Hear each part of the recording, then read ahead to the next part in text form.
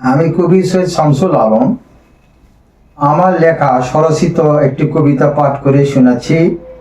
কবিতার শিরোনাম শ্রাবণ মাস। শ্রাবণ মাস, মেঘাচ্ছন্ন আকাশ, বৃষ্টি পড়ে টিপটাপ, হালকা বাতাস, কখনো প্রচুর বৃষ্টির ভাব।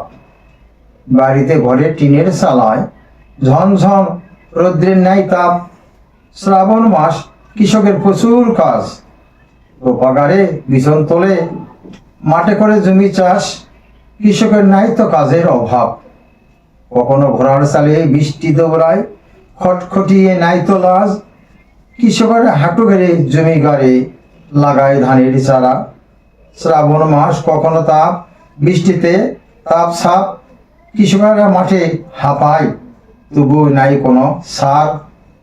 ধূসরা মেঘ, সাদা মেঘ, ঘন ঘন ঘরে, যে পথে মেঘ চলে সেই পথে বৃষ্টি পড়ে সংক্ষিপ্ত।